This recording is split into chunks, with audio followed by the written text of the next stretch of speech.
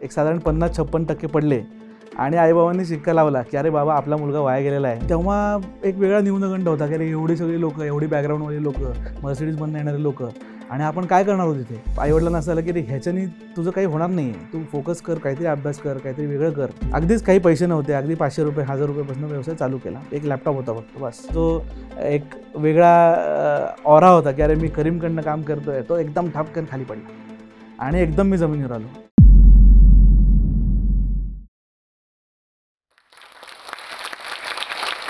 नमस्कार, माझं नाव ध्रुव पाकणीकर. मी एक ऑन्ट्रप्रेनर आणि डिझायनर आहे. एक लौकिक अर्थाने बिघडलेला आणि उडाणटप्पू मुलगा आज एक चांगली प्रस्थापित कंपनी चालवतो आणि वेगवेगळ्या देशांमध्ये वेगवेगळे मोठे मोठे प्रोजेक्ट्स करतो. याची मी आज तुम्हाला स्टोरी सांगणार आहे. Lamborghini, Mercedes Benz, Reliance, Calvin Klein, Rolex सारख्या काही कंपनीजबरोबर आज मला काम करायला मिळाले. तेव्हा ती सगळ्या उडाणटप्पूपणाची खूप आठवण येते. काही वर्षापूर्वी लहान असताना परिस्थिती घराची एकदम नॉर्मल होती, एकदम साधी होती आणि ज्ञानप्रबोधिनीसारख्या शाळेमध्ये ॲडमिशन मिळाली. तेव्हा आईवडिलांना वाटलं हा खूप हुशार असेल किंवा हा खूप काहीतरी करेल वेगळं. पण तिथे परिस्थिती वेगळीच होती. इतक्या काय खोड्या केल्या, इतक्या काय किस्से केले की त्याच्यामुळे आईवडिलांचं टेन्शन हे थोडं थोडं वाढतच गेलं. साधारण 9वीत असताना मला मॅथ्समध्ये 2 मार्क पडले आणि त्या प्रित्यर्थ सरांनी एकदा शाळेत बोलवलं की तू उद्यापासून सकाळी लवकर येत जा, म्हणजे तुझे वेगळे आपण ट्युशन्स घेत जाऊ. तेव्हा मी घरात सांगितलं. आता घरात सांगायचंच नसतं की 2 मार्क मिळालेत किंवा असं काहीतरी झालं आहे. तर घरात सांगितलं की काही हुशार मुलं आहेत, त्यांना काहीतरी पोटेन्शियल दिसतंय म्हणून शाळेत बोलवलं आहे. आणि नेमकं त्याच दिवशी माझ्या एका बाबांचे क्लायंट होते. ते त्यांचा मुलगा खूप हुशार होता आणि तो माझ्या वर्गात होता आणि तो मॅथ्समधला सर्वात हुशार मुलगा होता.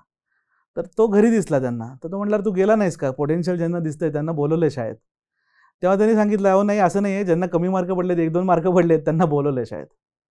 मग घरी आल्यावरची परिस्थिती तुम्हाला माहितीच असेल काय असेल.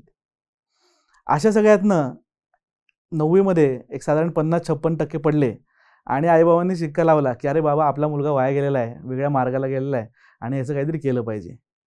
आई शाळेत येऊन गेली, खूप वेळा शाळेत येऊन गेली आणि वडिलांनाही तिने फोर्सफुली शाळेत आणलं. तेव्हा आमच्या प्राचार्यांनी सांगितलं की बाबा मुलगा हा अभ्यासात किंवा मुलगा मार्कांमध्ये हुशार नाही किंवा मार्कांमध्ये त्याला मिळत नाहीत फार मार्क, पण त्याला बाकीचे कल आहेत, त्याला बाकीच्या गोष्टी करायला खूप आवडतात आणि त्याला कदाचित त्याला काय करायचं आहे आयुष्यात ते मिळालं आहे. तेव्हा मी वेगवेगळ्या कॉन्सेप्ट्स ड्रॉ करायचो, वेगवेगळे चित्र काढायचो, घड्याळं असतील, गाड्या असतील, वेगवेगळे उपक्रम तयार करायचो आणि त्याच्यात खूप खूप रस होता मला. आणि तेव्हा मला असं झालेलं की अरे हे आपल्याला काहीतरी आवडते, हे आपल्याला काहीतरी मिळालं आहे आणि ते होतं डिझाईन. साधारण 11वी-12वीत असताना मी असे खूप स्केचेस केलेले, खूप वेगवेगळे. बरं स्केचेस खूप चांगले होते अशातला भाग नाही, पण वेगळ्या कल्पना होत्या. त्या सगळ्या वेगळ्या कल्पना इकडे तिकडे लावल्यावरती आईवडिलांना असं आलं की रे ह्याच्यानी तुझं काही होणार नाही आहे, तू फोकस कर, काहीतरी अभ्यास कर, काहीतरी वेगळं कर. लकीली 10वीत चांगले मार्क होते कारण का ते तेवढा अभ्यास करून घेतलेला घरच्यांनी, तेवढं मारून मुटकून करून घेतलेलं. पण 12वीनंतर काय करायचं, तर मग आईवडील म्हणले आर्किटेक्चर कर कारण का डिग्री हवी आहे एखादी, मग तुला काय हवं ते कर. पण डिझाईन माझ्या डोक्यात बसलेलं. मी एकदा MITला जाऊन डिझाईन काय असतं, इंडस्ट्रियल डिझाईन काय असतं, डिझाईनचं व्यापकता किती आहे हे सगळं बघून आलो. आणि ह्या सगळ्यामुळे मला तो एक ओढ होती की नाही आपल्याला हेच करायचं आहे की जिथे काहीही करता येऊ शकतं. म्हणजे अगदी एका खेड्यापासनं ते एका बिल्डिंगपर्यंत, ते एका टाउनशिपपर्यंत आपण डिझाईन करू शकतो. आता हा माझ्या डोक्यातला विचार होता, पण ते आईबाबांना कळत नव्हतं तेव्हा कारण का तेव्हा ती डिग्री ॲज सच नव्हती किंवा मी तो डिप्लोमा होता तेव्हा. मग ते मला म्हणले की तू आर्किटेक्चरमध्ये तू काहीतरी करून दाखव मला आणि मग तुला डिझाईन वगैरे जायला संधी मिळेल. आता त्या परिस्थितीमध्ये आर्किटेक्चरला मी केला अभ्यास आणि ऑब्व्हियसली आवड त्याच्यात पण होती कारण का त्याच्यात डिझाईन आहेच आहे. आणि ऑल इंडिया रँक 21 होतो मी AIEEE आणि तेव्हा मी म्हटलं की बाबा हे मला नाही करायचं आहे, आता मला डिझाईनमध्ये जायचं आहे. आणि मग त्यांनी माझा तेव्हा डिसिजन ॲक्सेप्ट केला. आता डिझाईन स्कूलमध्ये गेल्यावरती पण वेगळंच जग होतं.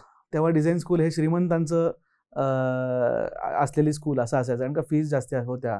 डिझाईन हे माहीत पण नव्हतं फार लोकांना आणि तेव्हा एक वेगळा न्यूनगंड होता की अरे एवढी सगळी लोकं, एवढी बॅकग्राऊंडवाली लोकं, मर्सिडीजमधून येणारे लोकं आणि आपण काय करणार आहोत तिथे. आणि तो सगळा जो न्यूनगंड होता, तो न्यूनगंड फार त्रास द्यायचा. पण हा जो वाणपणा होता किंवा हा जो वाया गेलेलापणा होता, तेव्हा तिथे टप्पे खाल्लेले, सगळ्यांच्या शिव्या खाल्लेल्या, ह्या सगळ्यामुळे एक वेगळाच कॉन्फिडन्स होता आणि त्या कॉन्फिडन्सनी हे काही 3-4 वर्ष मारून दिली. तेव्हा मला पॅरिसमध्ये स्टॅट इक्वॉलिटी डिझाईनमध्ये जाण्याची संधी मिळाली आणि भारताला रिप्रेझेंट करण्याची संधी मिळाली. तिकडे गेल्यावरती वेगळा न्यूनगंड.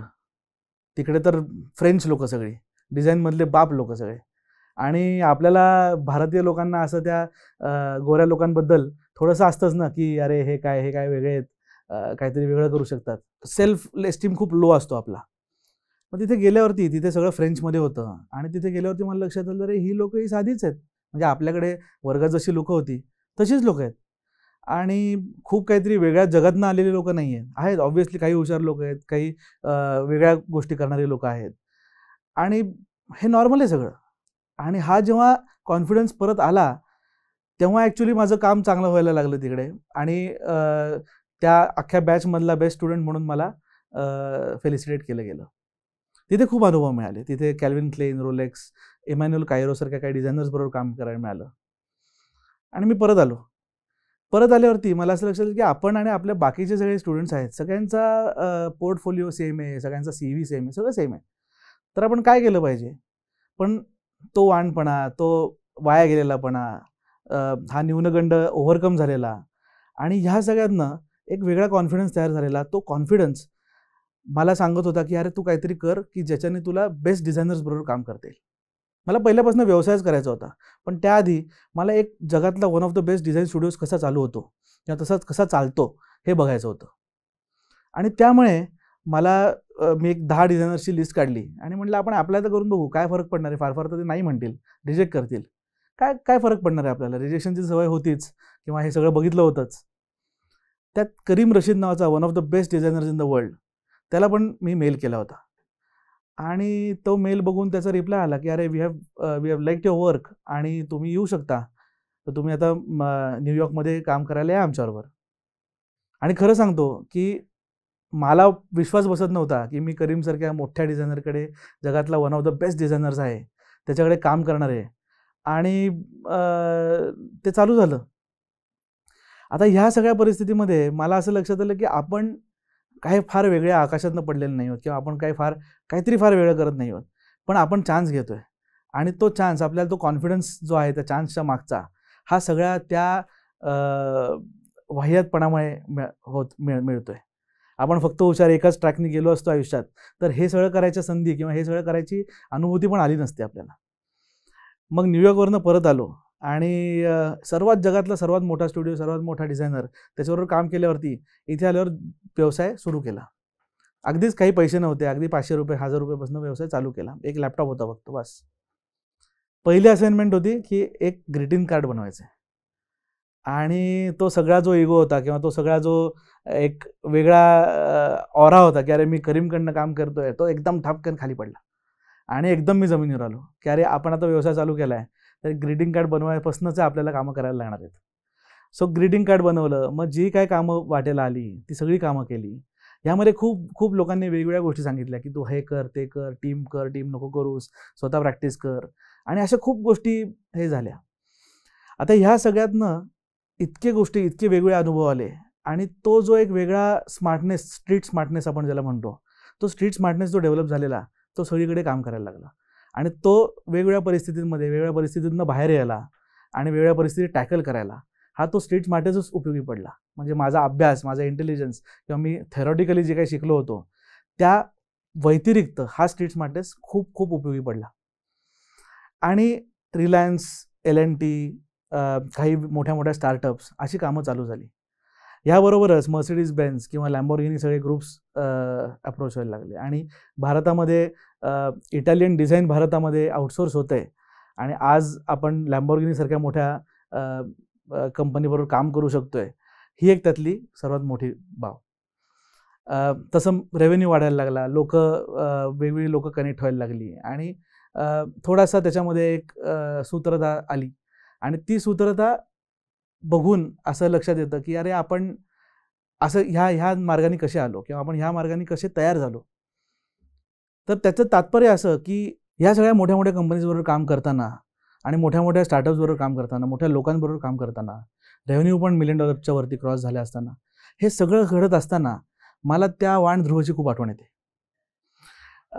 मला आठवते अजूनही की 10वीत असताना काही मुलांचे पालक हे त्यांना सांगायचे की अरे ध्रुवबरोबर फार राहत जाऊ नको, कारण का कुठे पुढे तुझं काय होईल सांगता येत नाही. मग आणि तेच पालक आज त्यांच्या मुलांना सांगतात अरे ध्रुव काय करतोय बघ, त्याच्यासारखं काहीतरी कर. आणि हे सगळं आठवताना एक वेगळीच मजा येते. आता तात्पर्य ह्याच्यातलं सगळ्यातलं असं की कॉन्फिडन्स हा तेव्हा बिल्ड झाला माझ्यात जेव्हा मला ते कळलं की मला हे करायचं आहे किंवा मला हे आवडतंय, आणि मी ते सातत्याने करत राहिलो. पण सुरुवातीला एकदम काहीतरी भारी केलं अशातला भाग नाही, पण ते जे सातत्य आहे, तो जो एक कन्सिस्टन्सी आहे, ती कन्सिस्टन्सी त्याच्यामध्ये डेव्हलप केली आणि ते करत राहिलो. आज डिझाईन ह्याची व्यापकता प्रचंड जास्त आहे. आज मी बिल्डिंग्स पण तयार करतोय, गाड्या पण तयार करतोय, वेगवेगळे छोटे छोटे इनोव्हेशन्स पण तयार करतोय. पण ह्या सगळ्याच्या मागे ती एक कॉन्फिडन्स आणि ती एक भावना आहे की ज्याच्यामुळे आज ते सगळं निर्माण झालेलं आहे. सो कन्क्लुझिव्हली आपल्याकडे हुशार विद्यार्थी म्हणजे मार्क पाडणारे विद्यार्थी असा एक खूप चुकीचा समज आहे की एक हुशार विद्यार्थी हा मार्क पाडतो, पण त्याची हुशारी ही कुठे आहे, त्याचा कल कुठे आहे. अशा अनेक क्षेत्र आहेत, म्हणजे डिझाईनसारखे क्षेत्र आहेत जे शाळेत शिकवत नाहीत, किंवा निगोसिएशनसारखं क्षेत्र आहे जे शाळेत शिकवत नाहीत, फायनान्ससारखं क्षेत्र आहे शाळेत शिकवत नाहीत. ही जी सगळी क्षेत्र आहेत त्या क्षेत्रांमध्ये पण हुशारी असू शकते, तिकडेही कल असू शकतो. आणि तुम्ही तुमचा कल ह्या वयात म्हणजे शाळेत कॉलेजच्या वयात तुम्ही जर कळाला तुम्हाला, तर त्याच्यानी आणि त्याच्याकडे तुम्ही फोकस केलात, बाकी सगळं सोडून देऊन तुम्ही त्याच्याकडे फोकस केलात, तर तुम्ही एक वेगळ्या पद्धतीने, वेगळ्या तऱ्हेला आणि जगाच्या स्तरावरती एक वेगळ्या दिशेला जाऊ शकता. अभ्यासी ज्ञान, पुस्तकी ज्ञान हेच काही सर्वोच्च ज्ञान नाही आहे.